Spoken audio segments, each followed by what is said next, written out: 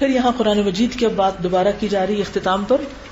قرآن مجید کا اسلوب اتنا زبردست تھا، ایسا معجزانہ تھا کہ لوگ اس کی طرف کھنچتے چلے آتے تھے. جیسے ابھی آپ نے تلاوت سنی نا، تو ایسے دل کو کچھ ہوتا ہے، انسان اٹریکٹ ہوئے بغیر رہتا نہیں. تو جو مخالفین تھے انہوں نے قرآن مجید کی تاثیر کو اور اس کا جو امپیکٹ لوگوں پہ ہوتا تھا یا اس کے اثرات تھے ان کو کم کرنے کے لیے کیا کہنا شروع کر دیا کہ پوئٹری ہے، شاعرانہ کلام ہے، اور اس کو کچھ سے کچھ بنا کے پیش کرنا شروع کر دیا اور اس کی اصل حقیقت کو نہیں مانا. تو اللہ تعالیٰ فرماتے ہیں وَمَا عَلَّمْنَاهُ الشِّعْرَ، ہم نے نبی کو شعر نہیں سکھایا، ہم نے اس کو شاعری نہیں سکھائی. وَمَا يَنبَغِي لَهُ، اور وہ اس کے شایان شان ہی نہیں. شاعری کی بنیاد کیا ہوتی؟ جذبات، خیالات.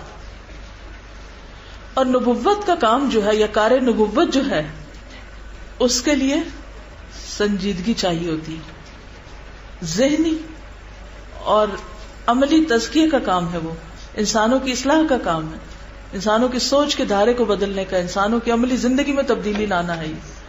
یہ کام شعر و شاعری نہیں کرتی. کوئی کتنا بھی اعلیٰ درجے کا شاعر ہو، کتنا بھی زبردست اس نے شعر کہا ہو، تو آپ نے دیکھا ہوگا کہ عام طور پر لوگ شعر سنتے ہیں، سر دھنتے ہیں، واہ واہ کرتے ہیں، خوش ہوتے ہیں، ہنستے ہیں یا روتے ہیں، کیونکہ شاعر جذبات سے کھیلتا ہے.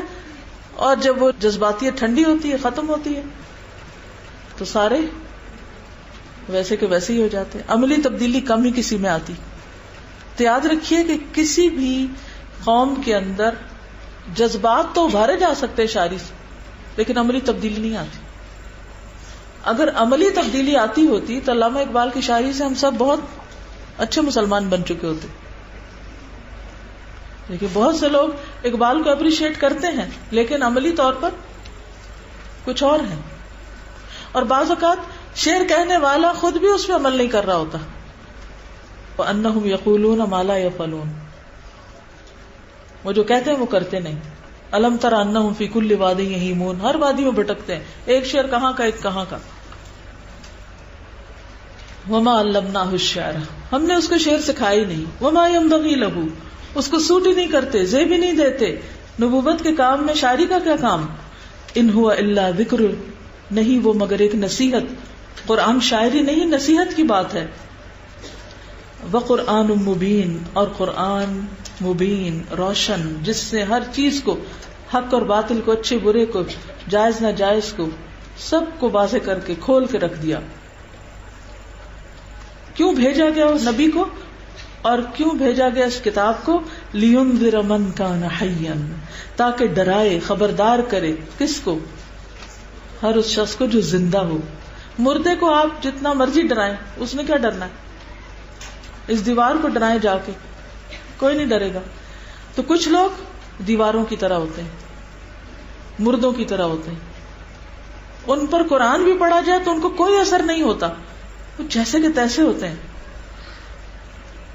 کیونکہ حقیقت کو صرف زندہ لوگ ہی مان سکتے ہیں. تو قرآن کی صداقت بھی کن لوگوں کو سمجھ آتی؟ جن کے اندر زندگی ہے. لِيُنذِرَ مَن كَانَ حَيًّا، قرآن سے وہی فائدہ اٹھاتا ہے جو زندہ ہو، جس کا دل زندہ ہو، جو سویا ہوا نہ ہو. وَيَحِقَّ الْقَوْلُ عَلَى الْكَافِرِينَ، اور ثابت ہو جائے بات کافروں پر، کہ پیغام تو پہنچا دیا جائے، حجت تمام ہو جائے، مانے یا نہ مانے پھر ان کا اپنا کام. پھر اللہ تعالیٰ مزید کچھ نشانیاں دکھا کر سمجھا رہے ہیں. اولم یروا انا خلقنا لهم مما عملت ایدینا انعاما، کیا انہوں نے دیکھا نہیں، کبھی غور نہیں کیا کہ بے شک ہم نے پیدا کیا ان کے لیے اس میں سے جن کو ہمارے ہاتھوں نے بنایا، مویشی وغیرہ، چوپائے. انہوں نے کبھی ہمارے ہاتھوں سے بنائے ہوئے چوپائے نہیں دیکھے؟ چوپائے کیا ہوتے ہیں؟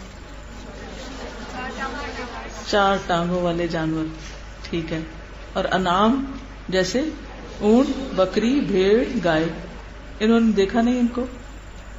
فہم لہا مالکون، بنایا ہم نے اور یہ ان کے مالک بنے ہوئے ہیں.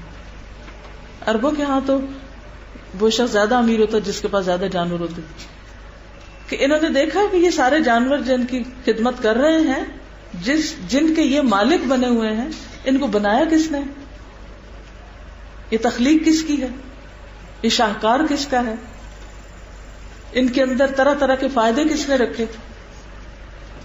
وَذَلَّلْنَاهَا لَهُمْ، اور ہم نے ان کو ان کے لیے تابع کر دیا، مسخر کر دیا، فرما بردار کر دیا. اور دیکھ گائے کتنی شریف ہوتی، اس کا دودھ جو ہے وہ کھڑی ہی رہتی چپ کر، کوئی اور اپنی کوئی چیز لینے دیتا ہے، لیکن وہ تابع دار، سارا دودھ نکال لو. اسی طرح آپ دیکھیں اونٹ ہے، باقی جانور ہیں، کسی پہ سوار ہو رہے ہیں انسان، کسی سے کوئی فائدہ اٹھا، ان کے اون، کھال، بال، گوشت، دودھ سے پھر آگے مزید پروڈکٹس. وَذَلَّلْنَاهَا لَهُمْ، ہم نے ان کو ان کے لیے مسخر کیا. فَمِنْهَا رَكُوبُهُمْ، بس ان میں سے ان کی سواری ہے، ان پہ سوار ہوتے ہیں، جیسے اونٹ پہ، بیل پہ. وَمِنْهَا يَأْكُلُونَ، اور ان میں سے کھاتے بھی ہیں ان کا گوشت. اب دیکھیے کہ مویشی جانور جہاں ہوتے ہیں نا، وہاں زندگی ہوتی ہے، لائف ہوتی ہے. کسی بھی آپ بستی میں جائیں تو وہاں بکریوں کی آواز آئے گی، مرغیاں وغیرہ دکھائی دیں گی، اور اس طرح کی چیزیں. تو یہ زندگی کس نے پیدا کی؟ یہ اللہ نے بنائی، اور پھر اللہ نے ان کو ہمارے بس میں کر دیا. اگر آپ دیکھیں کہ ہمیں شیر سے دودھ لینا ہوتا، یا چیتے سے اس کی کھال لینی ہوتی، یا کسی اور جانور سے بال لینے ہوتے اسی طرح کے، تو کیا بنتا؟ اللہ تعالیٰ سب فائدے ان میں رکھتا، لیکن صرف مسخر نہ کرتا ان کو ہمارے لیے، تو ہمارے لیے بلائے جان ہوتے، وہ ہمیں ہی کھا جاتے بجائے اس کے کہ ہم ان کو کھاتے. تو فرمایا وَمِنْهَا يَأْكُلُونَ، اب تم ان کو کھاتے ہو. وَلَهُمْ فِيهَا مَنَافِعُ وَمَشَارِبُ، اور ان کے لیے ان جانوروں میں فائدے بھی ہیں، پینے کی چیزیں بھی ہیں، فائدے کے سامان ہیں، یعنی زمین جوتتے ہیں، ان سے ہل چلاتے ہیں، بوجھ اٹھاتے ہیں، ان کے کھال بال استعمال کرتے ہیں. وَمَشَارِبُ، اور پیتے بھی ہیں، جیسے دودھ کے علاوہ بعض جانوروں کا پیشاب، جیسے اونٹ کا پیشاب کس کے لیے استعمال ہوتا تو بطور دوا استعمال ہوتا تھا عربوں کے ہاں. اس میں نفرت کی ضرورت نہیں ہے. آج آپ نے اپنی دوائیاں دیکھی کس چیز سے بنی ہوئی ہیں؟ وہ تو مزے مزے سے کھا پی لیتے ہیں اور کبھی نہیں سوچتے کیا کھا رہے ہیں. تو اگر اونٹ کے پیشاب کی بات حدیث میں آ جائے تو کہتے ہیں تو یہاں مشرب نہیں مشارب کی بات ہے، صرف دودھ کی بات نہیں ہے. اور عربوں کے ہاں تو وہ جو اونٹ کے اندر پانی ہوتا تھا نا، اس کو بھی نکال کے پی لیتے تھے اس کی اوج میں سے. افلا یشکرون، کیا پھر یہ شکر ادا نہیں کریں گے کہ اللہ نے ان کے لیے کتنی نعمتیں پیدا کی. پھر بھی اس خالق کو چھوڑ کر واتخذوا من دون اللہ الہا، انہوں نے بنا لی اللہ کو چھوڑ کر کئی الہ، اوروں کو خدا بنا رکھا ہے. لعلہم ینصرون، شاید کہ وہ مدد دیے جائیں. کون؟ یہ لوگ، یعنی ان کو مدد ملے. لا یستطیعون نصرہم، نہیں وہ استطاعت رکھتے ان کی مدد کی، یعنی یہ معبود ان کی مدد نہیں کر سکتے. بعضوں کا تو جانوروں کو بھی لوگ معبود بنائے ہوتے ہیں نا، بتوں وغیرہ کی شکل میں. وہم لہم جند محضرون، اور وہ ان کے لیے لشکر ہیں حاضر باش.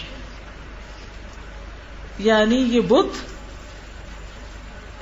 ان کے لیے ایسے ہی ہے جیسے کسی بادشاہ کے لیے لشکر ہوتے ہیں، فوجیں ہوتی ہیں، تو فوجوں کو کیا کرنا پڑتا ہے؟ بادشاہ کو کھلانا پڑتا ہے، تنخواہ دینی پڑتی ہے، انعام دینے پڑتے ہیں، جب جا کے اس کے لیے لڑتے ہیں.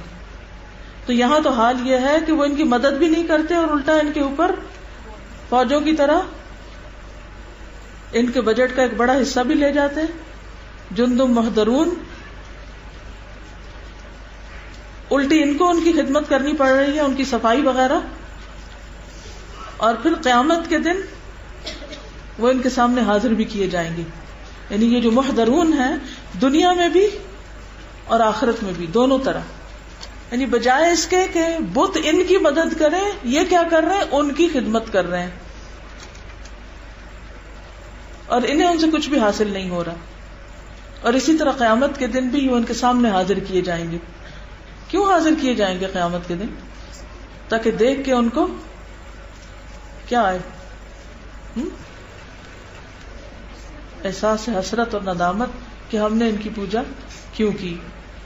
فلا يحزنك قولهم، پس نہ غمگین کرے آپ کو ان کی بات. کن کی بات؟ مخالفین کی بات. انا نعلم ما یسرون وما یعلنون، بے شک ہم جانتے ہیں جو بھی وہ چھپاتے ہیں اور جو وہ ظاہر کرتے ہیں.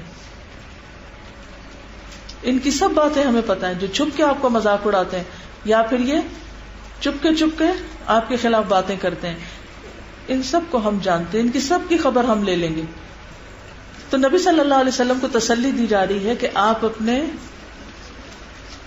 مخالفین کی باتوں سے رنجیدہ نہ ہوں. اب دیکھیے کہ جب ہم دین کی دعوت کا کام کرتے ہیں تو لوگ باتیں بناتے ہیں نا، تنقید کرتے ہیں، تنقید کرتے ہیں، پھر ہم حوصلہ ہار بیٹھتے ہیں، پھر ہمارا دل چھوٹا ہونے لگتا ہے، پھر ہم پریشان ہوتے ہیں، پھر ہم بد دل ہوتے ہیں، مایوس ہوتے ہیں، پھر کام چھوڑ بیٹھتے ہیں. اور شیطان کیا چاہتا ہے کہ ہم یہ کام نہ کریں. اور یہ کسی نہ کسی درجے میں ہر ایک کے ساتھ ہوتا ہے. یہ مت سمجھیں کہ ہاں وہ لوگ جن کا ایمان کمزور ہوتا ہے بس وہی اس مشکل میں پڑتے ہیں. آپ کا حوصلہ کتنا بھی بڑا ہو، کوئی نہ کوئی وقت ایسا آتا ہے کہ آپ کا دل تھوڑا ہونے لگتا ہے، آپ پریشان ہونے لگتے ہیں اور آپ سوچتے ہیں کہ میں یہ کام کروں یا نہ کروں. اور خاص طور پر جو لوگوں کی باتیں ہوتی ہیں نا، وہ انسان کو پریشان کرتی ہیں. جب ایک بات ہر طرف سے سن رہا ہوتا ہے تو انسان سوچتا ہے شاید وہ خود ہی غلط کر رہا ہے. مثلا آپ نے کوئی کام شروع کیا، آپ کی اماں اٹھی ہوں، انہوں نے ایک ہی بات کی، بہن نے وہی بات کی، بھائی نے وہی کہی، دوست نے وہی. اب آپ کیا کہتے ہیں کتنی کچھ باتیں ہو گئی. تو پھر انسان سوچتا ہے شاید میں ہی غلط کر رہا ہوں.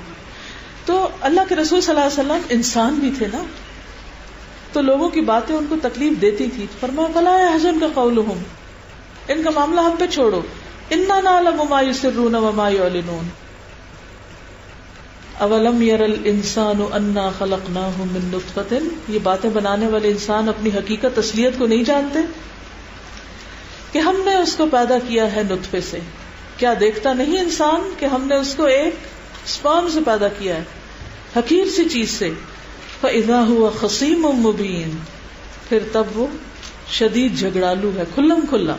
یعنی بڑے ہو کے اتنی باتیں کرتا ہے، اتنے جھگڑے کرتا ہے، اتنی بحثیں کرتا ہے، اپنے دفاع میں کیا کچھ کہتا ہے اور دوسروں کے خلاف کیا کچھ بولتا ہے، حتیٰ کہ پیغمبروں کو بھی نہیں چھوڑتا.